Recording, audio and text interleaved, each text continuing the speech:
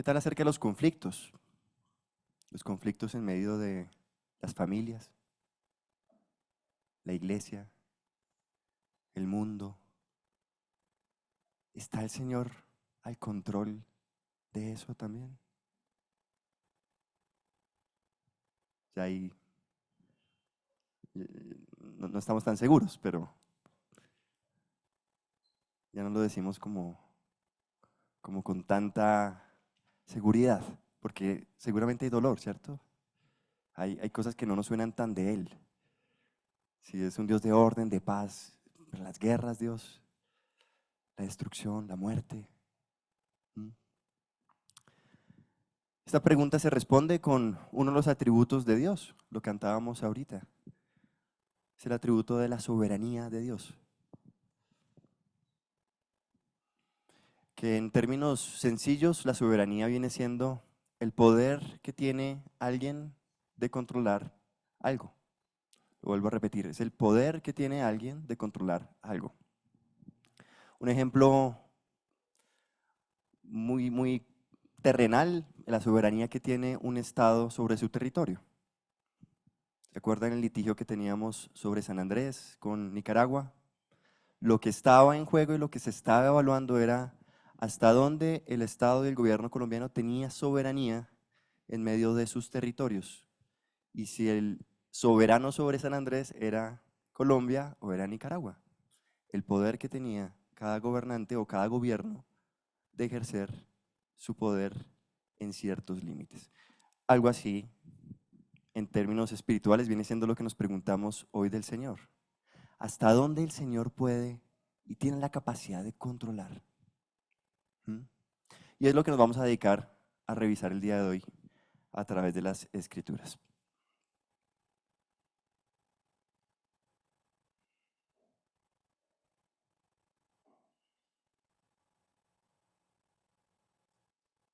Revisemos un poquito de historia, que creo que es clave para entender la soberanía de Dios. Tenemos a Adán y Eva en el Edén. Entonces Dios, creador, hace la tierra, todo lo que en ella hay, crea al hombre y pone al hombre como gobernante y como señor de la creación. Ese es el orden que Dios estableció. Sin embargo, bueno, aquí la siguiente diapositiva, porfa. Más o menos este orden. Dios, por debajo del hombre, por debajo del hombre la creación, y ahorita revisamos qué pasa con Satanás.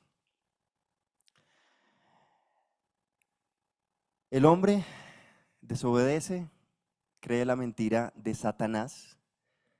Dice la Biblia que Satanás era una serpiente, pero lo interesante es que nombra a la serpiente como, como una parte de los animales que Dios había creado. Lo único que dice la serpiente era el animal más astuto en medio de ellos, pero hacía parte de la creación, que el mismo Señor había puesto debajo del hombre. Es decir, Satanás era esas cosas que el hombre podía dominar y que Dios había hecho para que dominara. ¿Qué sucede? El hombre termina obedeciendo la voz de la creación, desechando la palabra de Dios y desordenando todo el orden establecido de Dios. ¿Dónde aparece esto que les estoy diciendo? Juan 8, versículo 43 al 45. Dice Jesús: sois de vuestro padre el diablo y queréis hacer los deseos de vuestro padre. Él fue un homicida desde el principio y no se ha mantenido en la verdad porque no hay verdad en él. Cuando habla mentira, habla de su propia naturaleza, porque es mentiroso y el padre de la mentira. Pero porque yo digo la verdad, no me creéis. Esto le está diciendo Jesús a los judíos, llamándoles la atención porque no estaban creyendo en él. ¿A quién estaban creyendo? A su padre.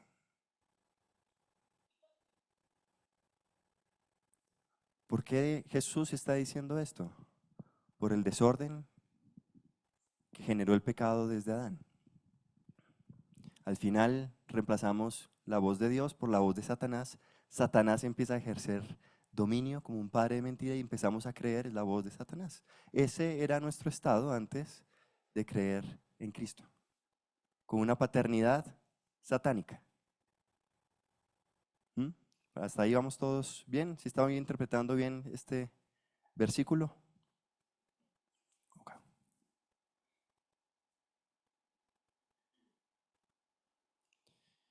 ¿Y qué pasa con la creación? Dice Romanos 8:20 al 21. Porque la creación fue sometida a vanidad, no de su propia voluntad, sino por causa de aquel que la sometió en la esperanza. La creación también, con nuestro pecado, fue sometida a vanidad. Vanidad también es sinónimo de algo vacío, sin sentido, sin propósito. ¿Por qué la creación fue sometida a eso? Pues estaba bajo sujeción nuestra. ¿Y qué pasó? Pues nosotros al sujetarnos a Satanás, la creación misma también empieza a rendir cuentas hacia Satanás. ¿Cómo funciona esto de manera práctica? Dios puso este computador a mi disposición o bajo sujeción mía. Sin embargo, si yo les digo que yo no le sirvo a Dios, sino le sirvo a otra persona, no sé, por ejemplo, le sirvo a mi papá y hago lo que él dice, ¿a quién está sujeto este computador? ¿A mí realmente? ¿A quién yo le sirvo? Al final, si yo prendo o apago esto, va a ser recibiendo la instrucción del que tengo como cabeza. Y en ese sentido, la creación fue sujeta a Satanás también, a vanidad. Gracias a Dios, la naturaleza de la creación tiene esperanza, según este verso.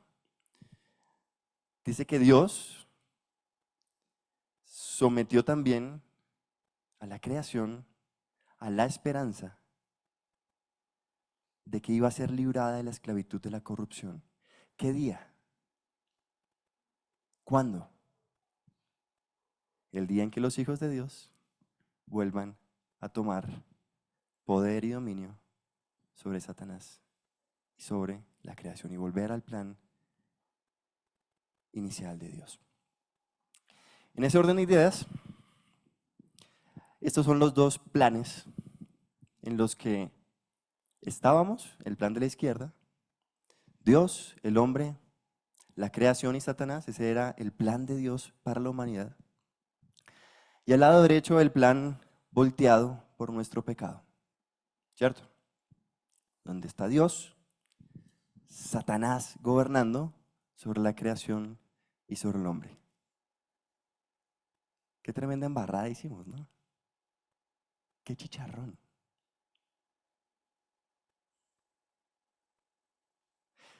Sin embargo, hay algo que no cambia en ninguno de los dos cuadros. ¿Lo identifican? Dios sigue estando de primero.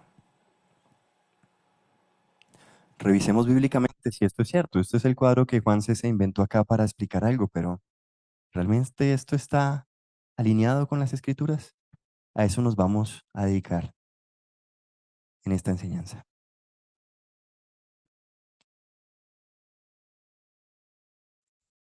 Vamos a ver cada uno de ellos. Dios, Satanás, la creación del hombre. ¿Es acaso Dios sobre Satanás? ¿Es acaso Dios sobre la creación? ¿Es acaso Dios sobre el hombre, aún en medio del pecado? Esa es la gran pregunta, porque inicialmente sabemos que era así, pero bajo el pecado, ¿cómo se comporta Dios? ¿Será que Dios pierde poder? ¿Qué tanto metimos la pata? ¿Mm? ¿O será que se generó como un hueco y un espacio donde Dios no puede entrar y no puede gobernar?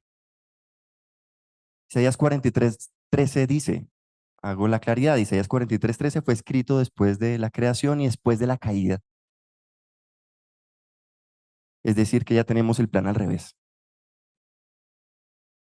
Y dice así, desde la eternidad y hasta la eternidad, yo soy Dios. No hay quien pueda arrebatar a nadie de mi mano. Nadie puede deshacer lo que he hecho. ¿Alguna vez Dios dejó de ser Dios según este pasaje? En el comienzo podemos responder que no. ¿Y en el pecado? ¿Y después del pecado? Ok. Desde la eternidad hasta la eternidad. Gracias a Dios, nuestra metida de pata no dañó quién era Dios. Dios sigue siendo Dios. ¿Hay alguien o algo que pueda arrebatar de la mano de Dios a a su creación o a las personas que Él tiene bajo su mano? Según este pasaje, no hay nadie, no hay nadie ni nada quien pueda quitar de la mano de Dios según el pasaje. Juanse, ¿y la condenación y el infierno? ¿Será que fue que alguien le quitó a uno de sus creados o de sus criaturas y lo mandó al infierno? Aquí dice que no.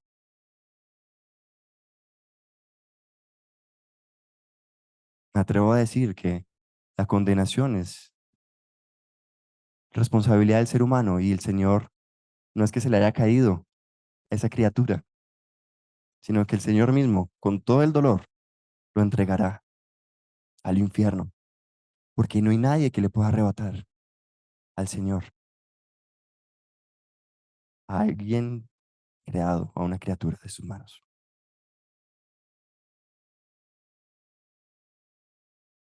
Allí nos cuesta un poquito más, ¿cierto?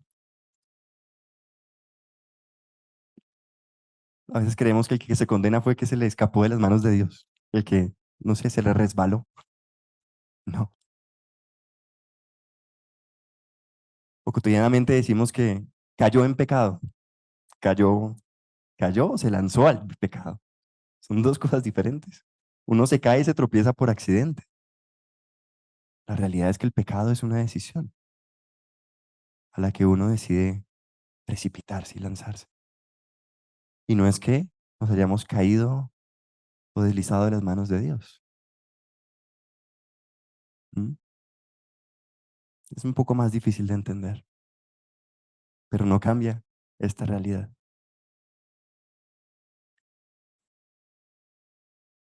Salmos 135, 5 al 6.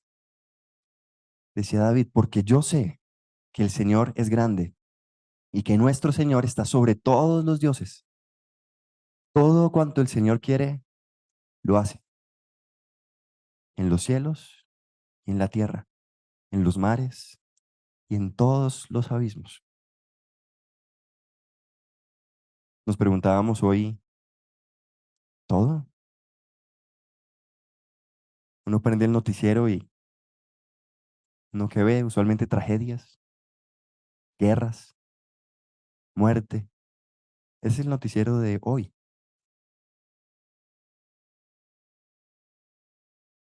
Pues nada de lo que vemos hoy en el noticiero se le escapó al Señor de las manos. Y todo lo que quiere, hace.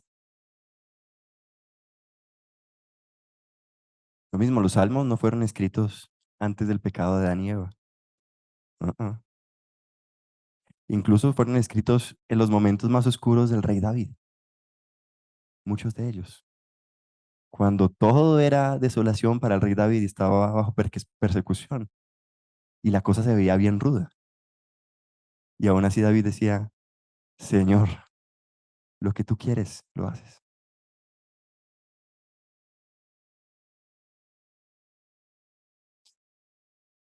Pasamos el primero, Dios sigue siendo Dios. Dios sigue siendo Dios, a pesar de nuestro pecado, a pesar de nuestro pecado y el pecado de Adán. Dios sigue haciendo lo que quiere. Nada se le escapa del control y de su mano. ¿Mm? Sobre Satanás, este, este ser que aparece en medio de nuestra ecuación y que nos lleva a tomar la decisión de pecar. Al que Adán o Eva le echó la culpa, más bien, ¿cierto? Eva toma el fruto, Dios le llama la atención y dice, la serpiente me hizo pecar. La culpa es de ese ser.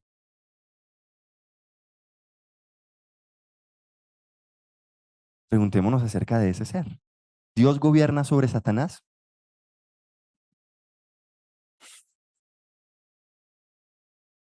¿Dios gobierna sobre Satanás o lo va a gobernar? Podríamos decir. No, ahorita Satanás es lo que quiere y cuando Cristo venga, ahí sí Satanás se pone en orden a Dios. La pregunta es hoy, ¿qué está pasando? Antes del pecado, todo en orden. Después del pecado, un alboroto. ¿Y Satanás qué hace? ¿Lo que quiere o lo que Dios quiere?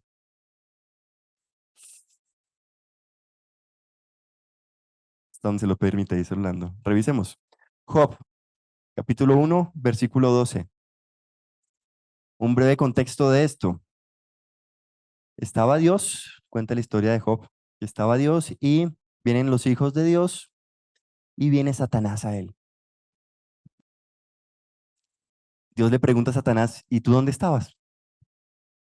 Y Satanás le responde, ¿esto qué le importa? No, no, no, no dice eso. Satanás, como rindiéndole cuenta, le dice, estaba recorriendo toda la tierra. Si Satanás no se sometiera a Dios, estoy seguro que no le hubiera respondido. Ni siquiera hubiera venido a Dios. De hecho, no me cabe en la cabeza cómo un Dios que es santo, santo, santo, tiene relación o comunicación con un ser en rebeldía, orgulloso y altivo como Satanás. No me cabe en la cabeza. Y la única forma que me cabe en la cabeza es porque Satanás está bajo sujeción de Dios, porque le rinde cuentas a Dios, le pide permiso a Dios. No veo otra forma. Satanás le responde y Dios empieza a nombrar a uno de sus siervos favoritos, que es Job, en su momento, y dice, ¿no has visto a mi siervo Job? ¿Cómo me sirve? Mira su corazón, mira eso tan chévere de él, mira cómo es de justo. Y Satanás le dice, no, pero es que este Job, pues te sirves porque le has llenado de riquezas, porque tiene todo, tiene familia, tiene salud, tiene trabajo, tiene todo. Y de hecho, sí, Job tenía muchas riquezas.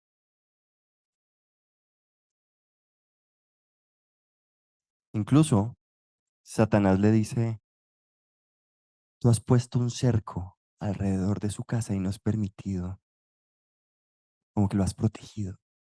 Y eso se me hace cara. Como que Satanás en medio de su recorrido por la tierra encuentra límites que el Señor ha establecido y que él no se puede pasar. Así dice, como tú has cercado y tú has puesto cosas en las que yo no puedo entrar. Es por eso que él te rinde culto y él te honra. Qué bacano. Chévere. Hay cosas que no somos hoy conscientes de la realidad espiritual que el Señor ha puesto alrededor de nosotros. Le ha puesto barreras espirituales y ha otorgado permisos y ha denegado permisos a Satanás para que no toque ciertas áreas de tu vida. ¿Se siente rico uno hasta acá? Yo me siento chévere, protegido. De pronto no me siento tan chévere con lo que viene. Satanás le dice, ponlo a prueba, tócale lo que tiene y miramos a ver si Job te sigue sirviendo. Y Dios le dice, no, no, no, no lo toques. No, no dice eso. ¿Qué dice Dios? Está bien, pruébalo. Dios le da permiso a Satanás para probarlo. Ahí yo ya no me siento tan cómodo. Esa red, ese cerco que Dios ha hecho alrededor de mi vida para que Dios decide quitarlo. y dejar que Satanás toque algo. ¿Y qué hace Satanás? Obedecer. Entonces Satanás salió de la presencia del Señor y se fue derechito, adivinen a dónde Job. Y no pasó una vez nada más, pasó dos veces. Job, al capítulo 2 versículo 6 al 7 vuelve, bueno, ahí Job responde íntegramente, realmente la tocada de Satanás humanamente es fuerte. Job pierde todas sus riquezas, pierde todos sus hijos. Dios, Job pierde realmente todo lo material. Y Job se porta íntegramente, dice, el Señor dio, el Señor quitó, Él es el Señor. Entonces Satanás vuelve otra vez a donde Dios, le vuelve a responder. Dios le pregunta a Job, ¿dónde has estado? Satanás muy juiciosamente le responde, ¿qué ha estado haciendo? Y Dios vuelve a exaltar a Job y Satanás vuelve a probar esa fidelidad o esa obediencia de Job. Y le dice como, no, pero es que pues, las cosas terrenales, pues eso pasa. Tócale la vida. Tócale, no, no la vida, perdón. Tócale su salud, tócale su integridad, tócale su cuerpo.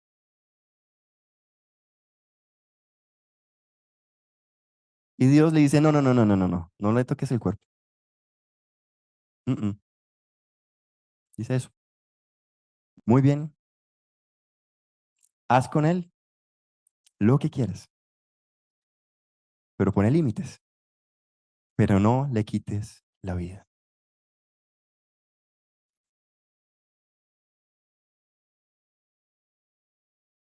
No sé qué puede estar generando hasta aquí esta enseñanza en usted.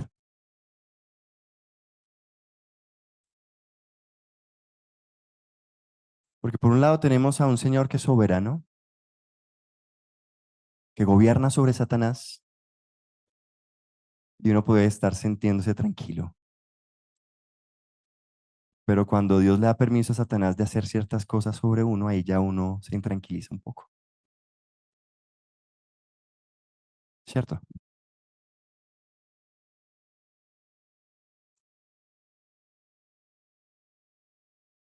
Sigamos. Les prometo que la historia no termina ahí tan en conflicto. Pero para todos es claro que Dios es el que está ordenando y está poniendo límites y está quitando límites también sobre Satanás. Si Dios no se le hubiera dado la gana, perdón la expresión, de dar esos permisos, Satanás no hubiera podido tocar a Job. ¿Todos estamos de acuerdo hasta ahí? Muy bien. Esto sucede iniciando, realmente algunos históricos bíblicos dicen que Job es antes de Abraham incluso. O sea, Job está en medio de el pecado de Adán y Abraham. Sí, estamos hablando de un escenario donde hay pecado, donde todavía no hay ley, pero estamos en un escenario donde el plan está volteado, está ya torcido por nuestro pecado. ¿Qué tal el Nuevo Testamento? Un ejemplo de cómo Dios ordena y gobierna sobre Satanás. Lucas 22, versículo 31 al 32. Está Pedro con Jesús y Jesús le trae un chisme del reino. Dice, ven, Pedro, ven, te cuento una cosa. Imagínate que Satanás está pidiendo permiso para zarandearte como a trigo, para zarandearte como a trigo. Yo no me imagino la cara de Pedro. Si yo fuera Pedro y decía, uy, menos mal Satanás está sujeto bajo el Señor. Y yo sé que el Señor no va a permitir una cosa de esas. Gracias Jesús por ese chismesazo. ¿Y qué cara hizo Satanás cuando le dijeron que no? ¿Qué dice Jesús? Pero yo he rogado por ti para que tu fe no falle. Espérate, Señor, espérate. Rogaste para que, para que no me zarandearas, claramente, Señor, para que tu fe no falle. Y tú una vez que hayas regresado, pero espérate, Señor, ¿regresado de dónde? Fortalece a tus hermanos. Tengan una imagen de qué es zarandear el trigo. Tienen su manojo de trigo y toca quitarle las impurezas, hay animalitos, hay mugrecito. ¿Y qué es lo que uno tiene que hacer? Para todos lados, para que caiga ese mugrecito. Pues eso estaba pidiendo Satanás hacer con Pedro. Algunas versiones hablan que no solo se estaba dirigiendo a Pedro, sino a todos los discípulos. Un buen manojo. Realmente la imagen no era nada agradable, humanamente hablando, ¿cierto?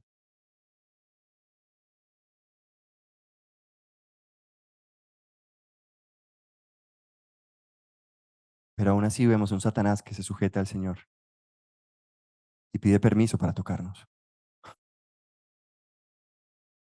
Y bajo los límites del Señor, Él se mueve. Qué bonita imagen.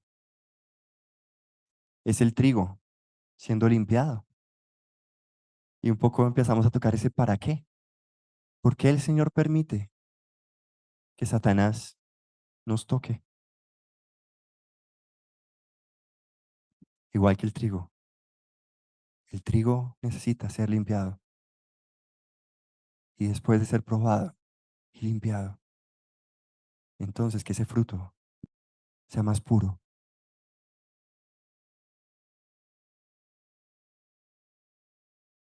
Yo no soy como Pedro. Pedro le responde al Señor, pues sí, Señor, que lo que tú quieras, hasta la muerte me voy. Dijo Pedro, yo hubiera salido más asustado y Señor, dame más que eso, más allá de la fe, dame algo más, dame algún arma que yo pueda sacar ahí cuando Satanás vaya a tocarme.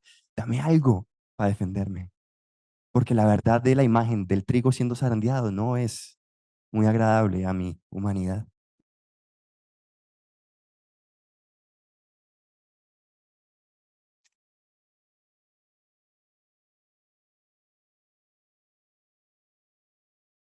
Y yo soy muy diferente a Pedro en ese sentido y para mostrarles un poquito de cómo soy y de lo gallina que soy,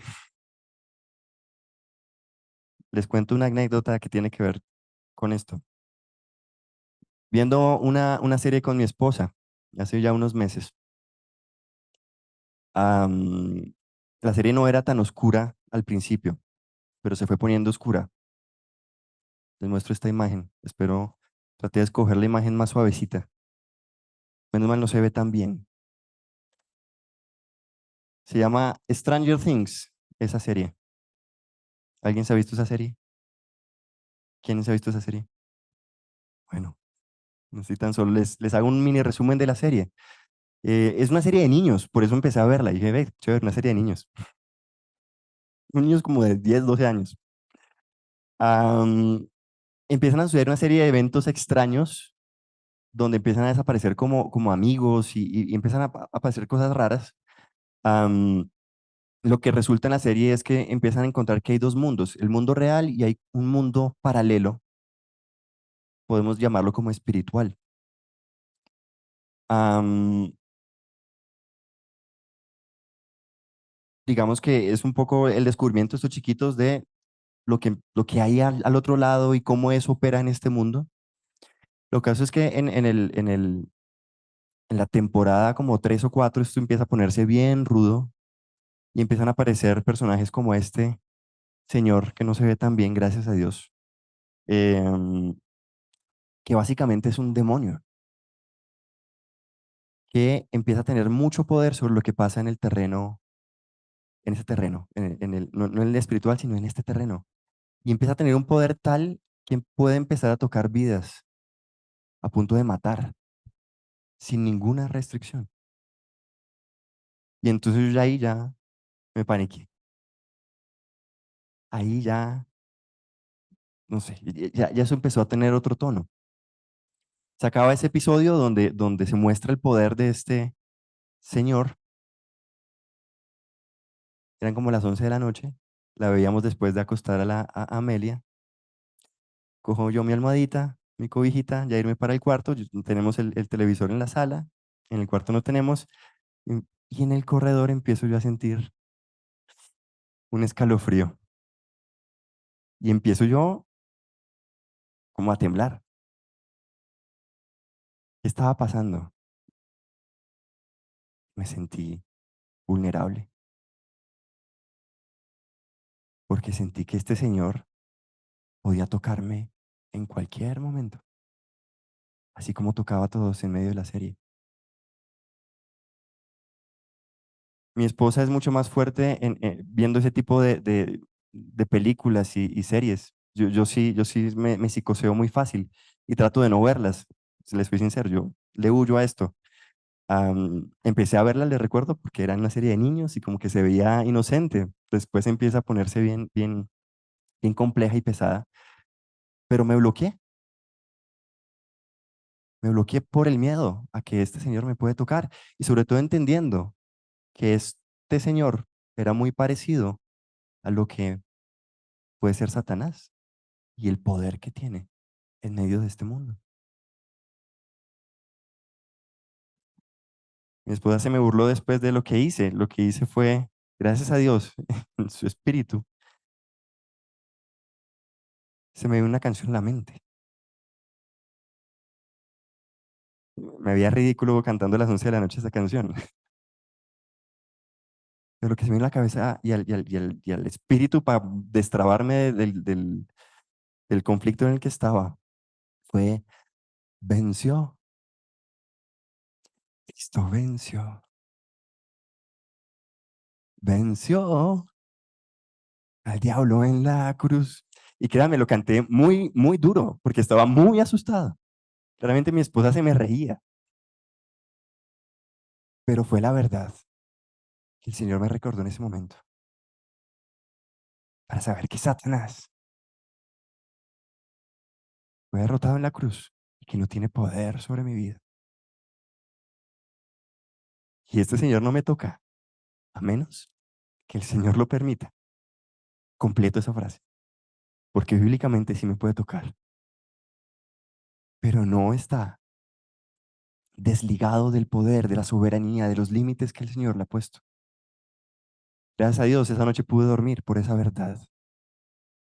Y se las muestro. La recordamos hace 8 días, si no estoy mal.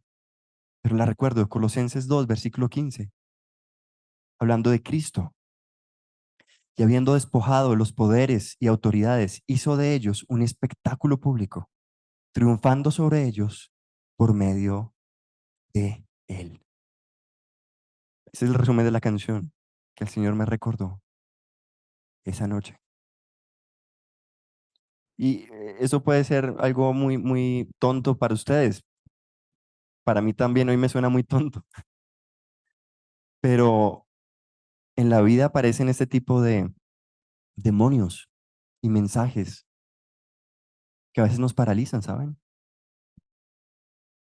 Que nos meten mentiras, creyendo que tienen poder sobre nosotros y que nos controlan. Pero la verdad es que no. El Señor está bajo el control de eso.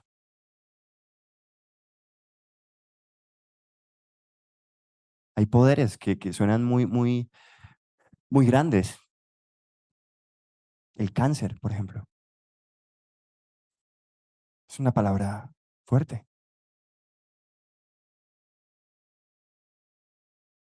Parece una palabra con poder. A muchos se nos parecerá como ese demonio. ¿Quién de acá no teme que algún día le dé cáncer? Una enfermedad terminal. Puede ser un demonio. Si lo vemos con mucho poder, que puede tocar mi vida, como este señor en la serie, que puede pasarse y actuar como quiere. Puede ser. O puede ser la pobreza, por ejemplo, o caer en miseria, que pareciera que en cualquier momento puede llegar y puede aparecer así como este señor. A este se empobrece y cae en pobreza. Y pareciera que ese tipo de cosas tuvieran mucho poder.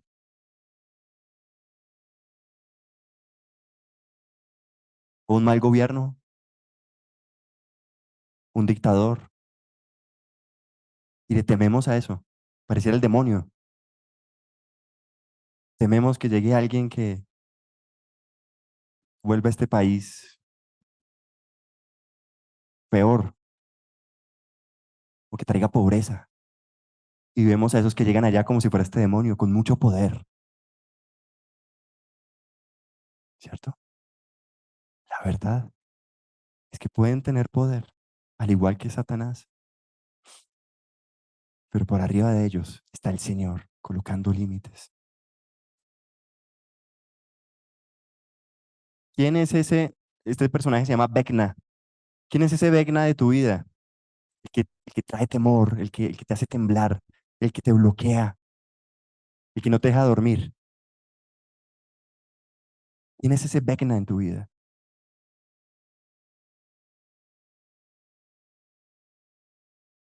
Pues Cristo venció sobre ese Vecna en tu vida y está bajo el control. Y puede que hoy todavía esté por ahí vivito. Seguro que sí. Y tiene poder, seguro que sí, como Satanás. Ah, pero estaba controladito por el Señor. Y Señor, si llega la pobreza, Señor, yo sé que esa pobreza está bajo tu control. Señor, si llega un cáncer, está bajo tu control, Señor.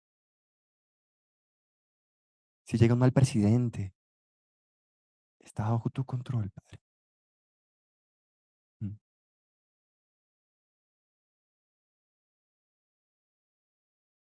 Hablemos de Dios sobre la creación.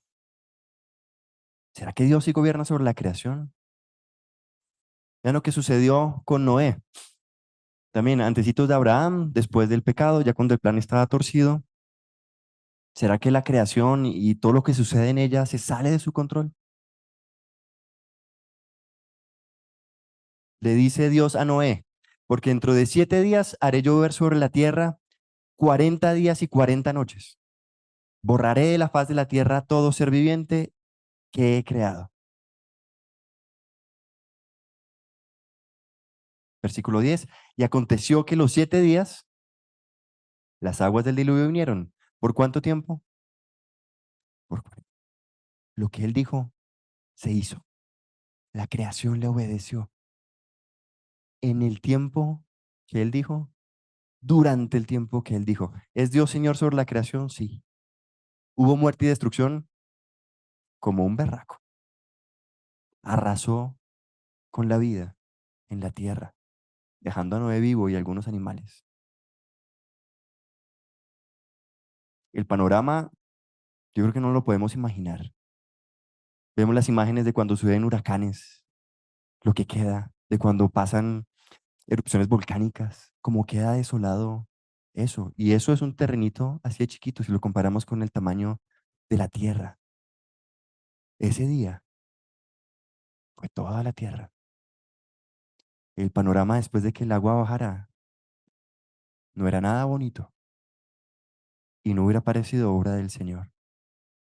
Pero aún así el Señor ordenó conforme a su plan.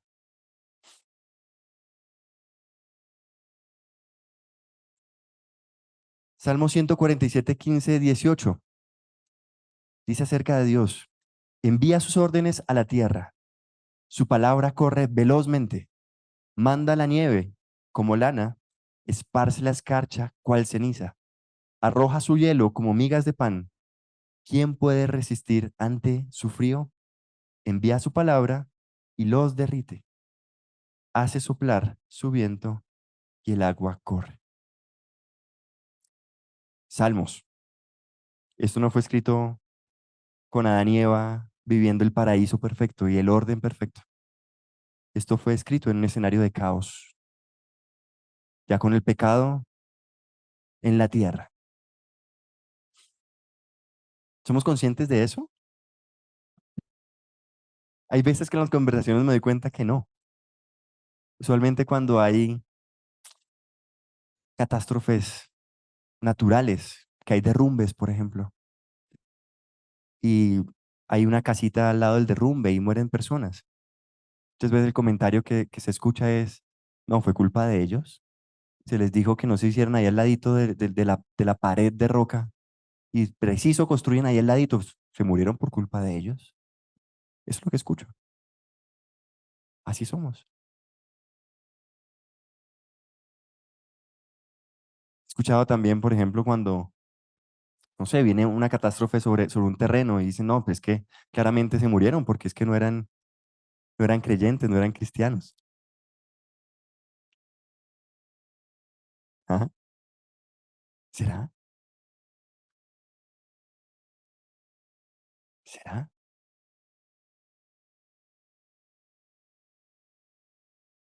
Pues créanme que el que hizo la casita siendo imprudente, construyéndola al lado de esa roca, el Señor pudo detener esa roca por imprudentes que fueran, ¿sí o no? O los cuidó por ser fieles, ¿no? A veces creemos que siendo juiciosos no nos van a pasar cosas en esta tierra. Mm, mm. Hemos escuchado historias, ¿no? Recientemente el accidente que tuvo la familia de misioneros, que entonces era culpa de ellos, fue imprudencia del conductor. ¿Qué vamos a decir de ellos? O de la familia que estaba predicando en el Amazonas y que viene una enfermedad sobre la esposa de los misioneros y se muere. Entonces, ¿qué? ¿Culpa de su pecado? No. El Señor envía sus órdenes y se cumplen. Él es el Señor. Él es el Señor.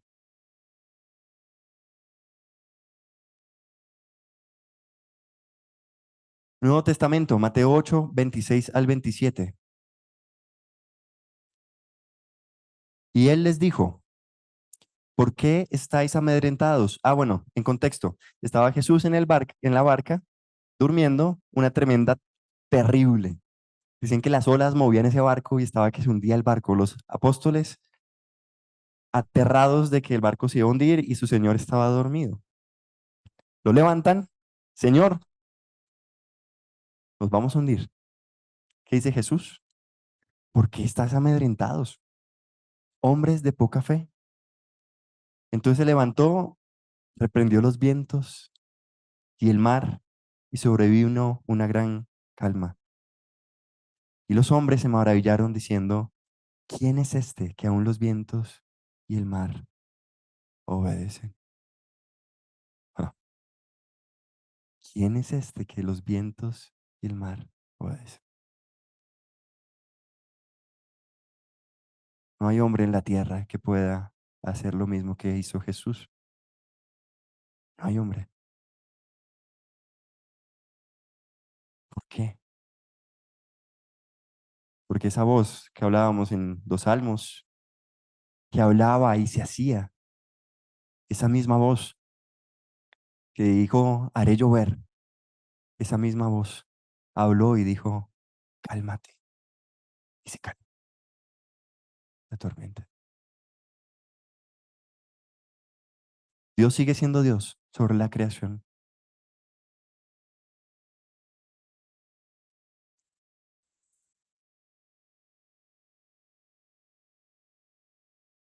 Y aquí entramos al último punto. ¿Cómo vamos hasta acá? Respiremos un poquito. Vamos con Dios sobre los seres humanos, sobre nosotros. Y nos toca un poquito más. ¿Es Dios soberano sobre la vida y la muerte? Dice Primera de Samuel. Igualmente, esto está después del pecado. Esto no es el Edén. Después del pecado. Antiguo Testamento. El Señor da muerte y da vida. Hace bajar al Seol y hace subir. El Señor empobrece y enriquece. Humilla y exalta.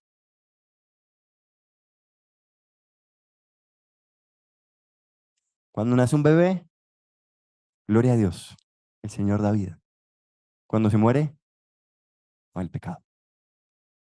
Satanás. La mamá no se cuidó. La mamá fue imprudente. No se alimentó bien. Así somos. Así somos. ¿Quién es el que da y quita la vida? Es el Señor. El Señor. Pero queremos atribuirnos cierto poder de control. Y entonces creyendo que nosotros al ser juiciosos y al alimentarnos bien y al ser obedientes, las cosas van a resultar como queremos. Así somos. Y por eso cuando suceden esas cosas allá decimos, no, no, no. Si yo soy juicioso, eso no va a pasar. Y es lo que nos mentimos a nosotros mismos. Porque según este pasaje dice, el Señor da muerte y da vida. O a veces nos gloriamos, el Señor el niño salió, el bebé salió bien, no sé qué, sí, la mamá fue muy juiciosa. Se tomó todas sus vitaminas, fue a todos los exámenes de control. Siendo papás, hemos aprendido a confiar más en esto y menos en lo otro. Porque haciéndolo todo bien, nos ha salido las cosas no tan bien. Jessica siendo muy juiciosita con sus citas, con su nutrición, con cada cosita. Al final la chiquita no estaba creciendo. Y nos cuestionábamos y decíamos, Señor, ¿somos malos papás? Es lo que no se cuestiona. Porque este chiquito no está creciendo, no está, posiblemente va a tener complicaciones al nacer y de pronto, ¿quién quita se muera? Y nos cuestionábamos sobre estas cosas. Pero Señor, si hemos actuado juiciosamente, hemos hecho todo lo que los doctores nos dicen, nos hemos esforzado en hacerlo bien, ¿por qué sale otra cosa? La chiquita está viva, pero no por nosotros, por el Señor, por el Señor. No quiere decir que nos vamos a descuidar, no quiere decir que no vamos a tomar las vitaminas, no quiere decir que no vamos a ir a los controles, no es el mensaje. Eso lo hacemos no con la motivación de que nos vaya bien, sino con ser fieles delante del Señor. Pero del Señor es la vida y la muerte. Y sí que carga a los papás esto. Créanme que luchamos con esto todos los días, con la alimentación de Amelia, con muchas cosas que queremos tener bajo control y queremos que si lo hacemos bien, las cosas van a resultar como nosotros queremos. El Señor nunca promete eso. Él nos manda, hagan conforme a lo que yo quiero y Él hace como Él quiere. Así sea cosas que no deseamos, como la muerte de un hijo o la enfermedad, que nos duele tanto. Y aquí hay un plus, no estaba dentro de la numeración, pero dice que es el que empobrece y enriquece. También a veces juzgamos eso. Alguien prosperó económicamente y decimos, no, es que fue muy juicioso, ahorró, se esforzó, trabaja día y noche, claro, se merece riquezas. Y al que es pobre, no, es que ese no, nunca ahorró, ese fue infiel, ese pecó. Eso es consecuencia de sus malas decisiones. ¿Será? Pues no, bajo este pasaje. El Señor es el que enriquece y empobrece. Y hay veces el que hace las cosas al revés es el que se enriquece. Y el que hace que las cosas bien es el que se empobrece. ¿Por qué? Porque es que es el Señor. Es el Señor. Solo que nuestra mente y nuestro corazón le gusta sentir que haciendo ciertas cosas va a obtener el resultado que quiere. Porque es nuestro corazón controlador que quiere tener y sentirse seguro en sus fuerzas y en sus acciones. Esa es nuestra humanidad. Pero la verdad es que no tenemos nada bajo control. Nada. Es el Señor el que tiene todo bajo control.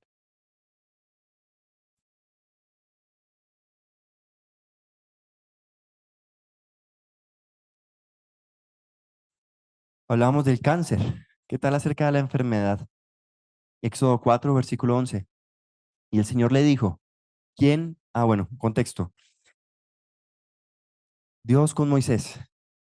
Dios y Moisés. ¿Listo? Igualmente, esto no es Génesis, época del Edén y el paraíso. Esto es después del pecado del hombre. Dios le dice a Moisés, ¿quién ha hecho la boca del hombre? ¿O quién hace al hombre mudo o sordo, con vista o ciego? ¿No soy yo el Señor? En la época, en la época de Israel, ya cuando Jesús viene, se creía que la lepra y la enfermedad era consecuencia del pecado. Y en parte tenían razón.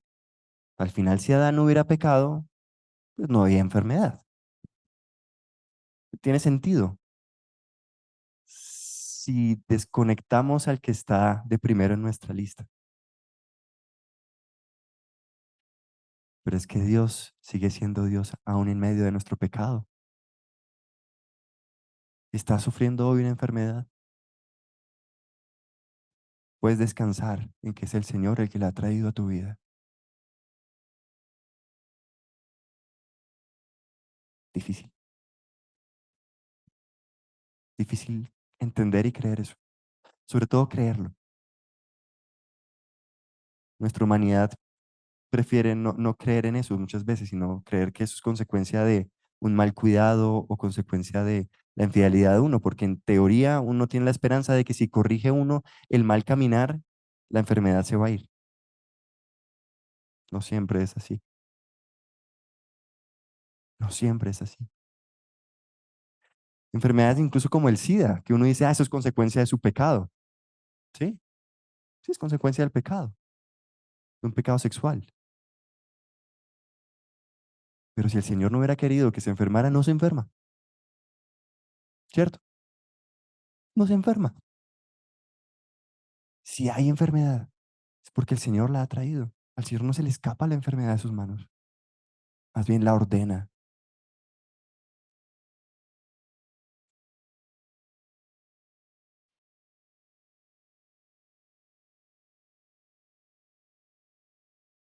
Nos cuidamos y hacemos ejercicio, ¿cierto? Porque el mundo nos ha dicho, oye, si usted se cuida y se hace ejercicio, Juan decía hace 8 días, creo, eso garantiza 8 años más de ministerio. Incluso lo dice un predicador cristiano. Creo que ya hoy nos suena un poquito soberbio esa frase. 8 años, Señor, puede que no. ¿Cuántos deportistas no hemos conocido? Se van y siendo deportistas, cuidando su vida, cuidando su cuerpo. ¿Con qué motivación estamos hoy cuidando nuestro cuerpo y nuestra alimentación? ¿Con el fin de vivir más? Eso no te corresponde. No nos corresponde. Estamos en esta tierra hasta que el Señor lo determine. No estoy diciendo que no vamos a cuidar nuestro cuerpo, no estoy diciendo que nos vamos a alimentar mal, no estoy diciendo que no debamos hacer ejercicio, pero sí con qué motivación lo estamos haciendo. ¿Para vivir más en esta tierra?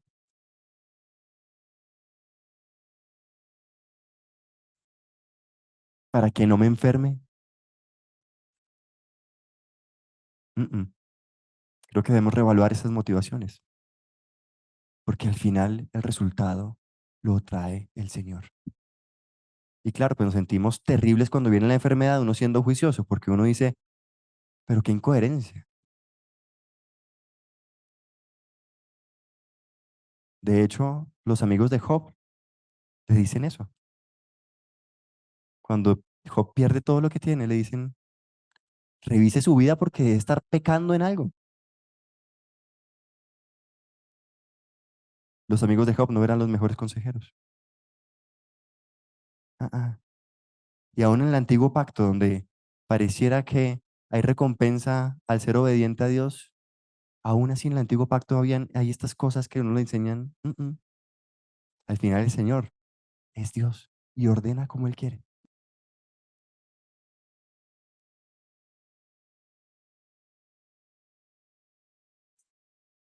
¿Qué tal la soberanía del Señor con respecto al corazón del hombre? O sea, que el Señor puede meterse a mover deseos, intenciones, motivaciones.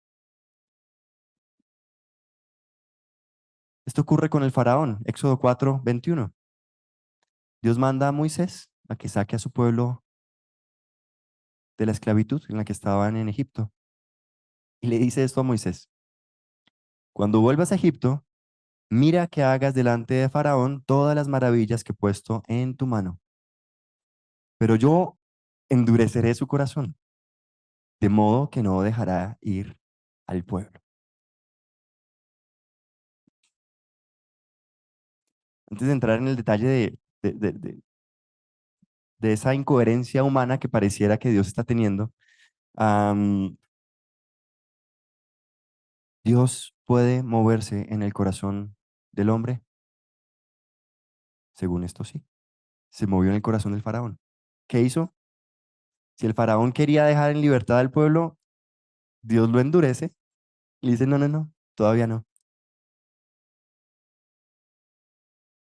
Pareciera incoherente. Dios quiere liberar a su pueblo, pero manda cosas para que no suceda. Él es Dios. Y eso puede suceder en nuestra vida y puede estar sucediendo hoy. Dios quiere que se hagan cosas, pero pareciera que encontráramos tropiezo tras tropiezo. ¿Por qué?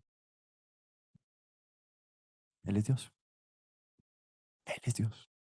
No quiere decir que no debamos hacerlas, porque Moisés hubiera dicho, entonces, Señor, ¿para qué voy?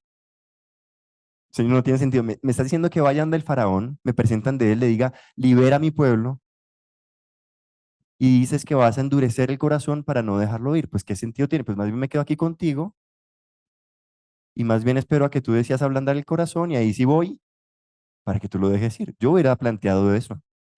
Me ahorro varias idas a Egipto. No es eficiente. No es eficiente, Dios. ¿Por qué no te saltas las 10 plagas y vas de una a la última, Dios? Pues, con esa, Dios, el faraón sí me deja ir. No era el camino que el Señor quería que Moisés y que su pueblo y que el pueblo de Egipto como testigo vivieran. 400 años antes había hecho algo contrario, también con un faraón de Egipto, pero con otro personaje, José. ¿Se acuerdan de José? Uno de los hijos de Jacob. Lo venden sus hermanos, termina por allá vendido como esclavo en Egipto, pero Dios dice que le dio gracia a los ojos de Potifar. Y entonces Potifar lo pone como mayordomo. Aquí no endureció, aquí le dio gracia. Dios mete la mano en el corazón de Potifar y entonces ya Potifar no ve a un esclavo judío de otra religión, sino ve a un hombre que puede ser provechoso para su casa. ¿Por quién? Por José.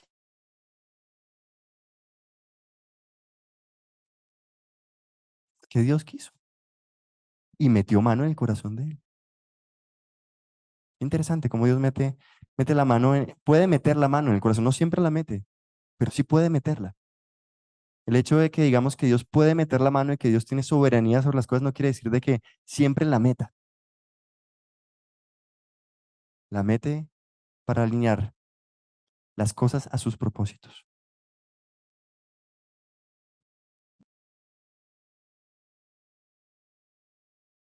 Otro rey, Nabucodonosor, Babilonia, ¿m?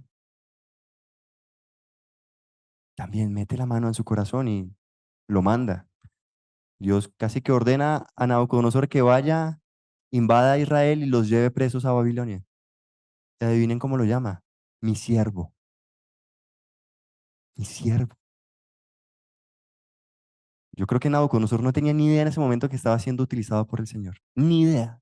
Ni igual que Faraón, ni Potifar, ni el Faraón de la época de José. Ni idea. Pero estaban haciendo lo que el Señor quería. ¿Por qué? Porque el Señor es soberano sobre el corazón del hombre.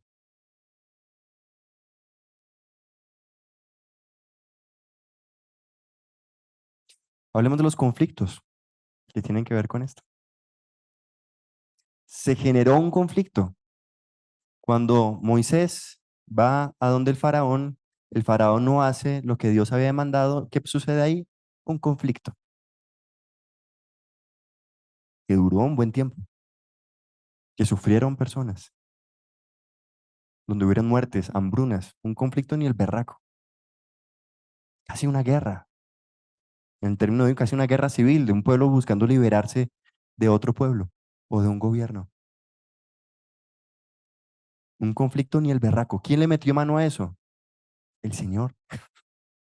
Si el Señor hubiera querido liberar a Israel, en la primera lo hubiera hecho.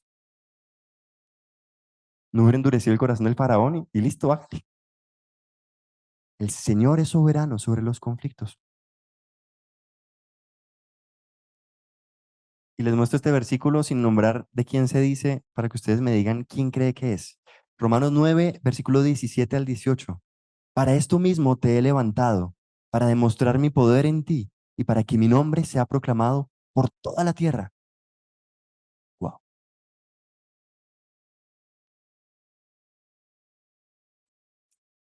¿De quién creen que está hablando aquí Dios? Pablo, por ahí dicen. ¿A quién le gustaría que Dios dijera de eso de uno? ¿Qué dice Señor? Para esto mismo te he levantado, para demostrar mi poder en ti, para que mi nombre sea proclamado por toda la tierra. Podemos mostrar el versículo completo. Porque la escritura dice a Faraón, para esto mismo te he levantado, para demostrar mi poder en ti, para que mi nombre sea proclamado por toda la tierra. Así que del que quiere tiene misericordia y al que quiere endurece. ¿Quién levantó ese conflicto entre Egipto e Israel?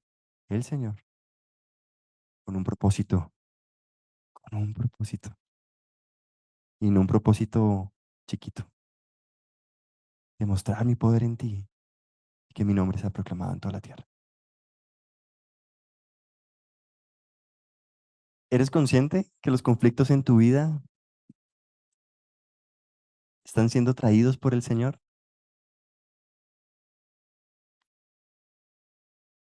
Los conflictos en tu familia, en el trabajo. El Señor es soberano sobre los conflictos, sobre esos conflictos. Conflictos con tu jefe, con tu esposa, ¿m? Aquí en la iglesia local. Bien, les confieso algo, yo no he crecido, yo creo que el escenario en el que yo más crezco en lo personal es cuando peleo con mi esposa. Tremendamente crezco. En cualquiera de los dos lados. Me he puesto en el lado del ofensor y he crecido tremendamente.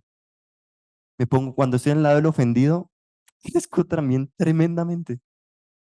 Me obliga a pedir perdón. Usualmente, cuando charlamos y cuando resolvemos en conflicto, terminamos ambos pidiendo perdón, reconociendo pecados, siendo transformados por el Señor. Y a veces le huimos al conflicto. Conflicto, no, no, no, yo mejor me quedo quietico, calladito. ¿Sabe qué? Deje así, no hable conmigo. No, no, ni siquiera que le va a pedir perdón. No, no, no, no, relajado, deje así. Quiero evitar el conflicto. ¿Qué hubiera pasado si Moisés hubiera evitado el conflicto? ¿Cuál es el propósito? Un propósito enorme. Igual que el conflicto que hoy el Señor trae a tu vida. Hay un propósito en el conflicto que el Señor, puedo decirte que está ordenando. Puede incluso estar, no estoy diciendo que lo está haciendo, pero puede estar endureciendo algún corazón para bendecirte, para transformarte. ¿Mm?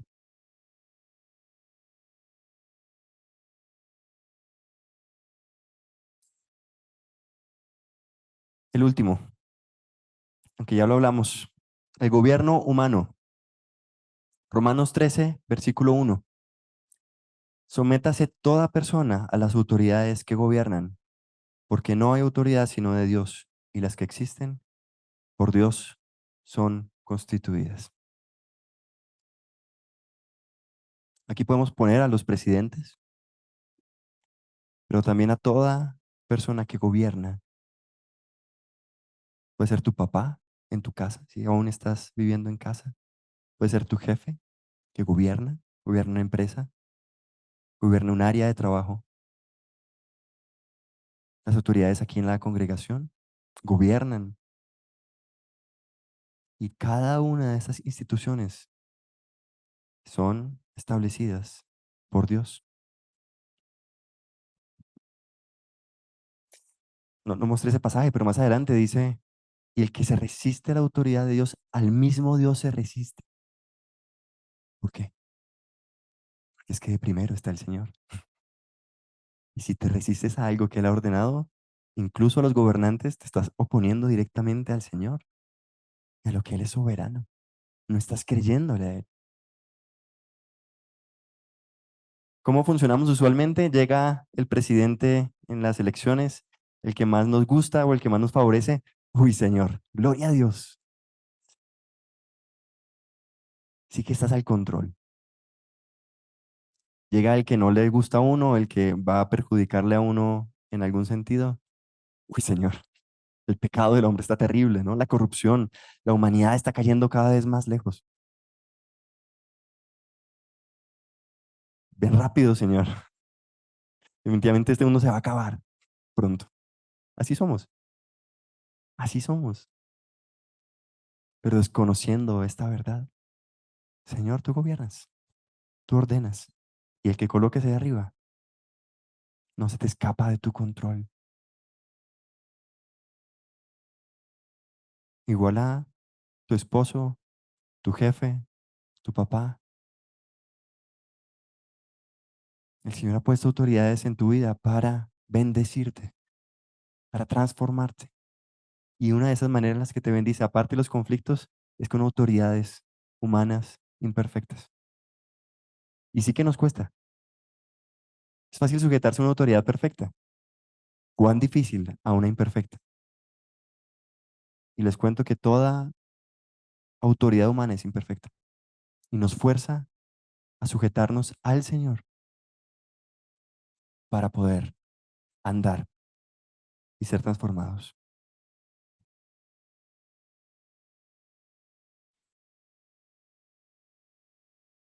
Un resumen de las dos tablitas.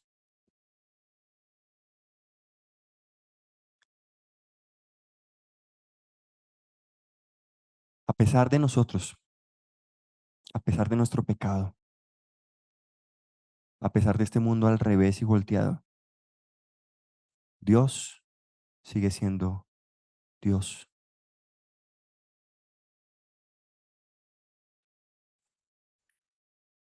con un propósito, con este. Sabemos, para los que aman a Dios, todas las cosas cooperan para bien. Esto es por los que, para los que son llamados conforme a su propósito. ¿A qué propósito? El propósito de ser hechos conforme a la imagen de su Hijo. Siempre recuerden eso. Cuando la cosa se ponga difícil, cuando el conflicto se vuelva harto, Señor, aquí hay un propósito. Enséñame a andarlo. Cuando el jefe se ponga complicado, Señor, aquí hay un propósito. Tú eres soberano sobre mi jefe. Eres soberano sobre mi conflicto. Cuando haya persecución en tu vida, cuando sientas que el enemigo busca atacarte y te está haciendo daño, Señor, incluso sobre esto, hay un propósito. El propósito de hacerme más como tu Hijo.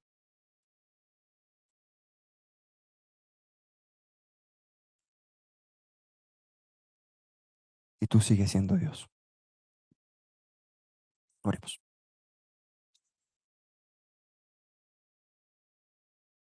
Señor, te damos gracias porque a pesar de nosotros, a pesar de nuestro pecado, a pesar de el desastre que hicimos en este mundo, a pesar de que Satanás gobierna en lo terrenal, tú gobiernas desde la eternidad y hasta la eternidad y el universo, Señor. Sabemos que Él no se mueve y no nos toca si tú no lo has ordenado. Gracias, Señor. Gracias, Señor. Porque podemos poner nuestra confianza en ti. y porque restauras y estás restaurando tu plan en nosotros, en tu iglesia. Anhelamos el día en el que ese plan sea restaurado completamente. Pero mientras tanto, guíanos a confiar más en ti y a vivir confiando en tu soberanía, en tu control. Amén.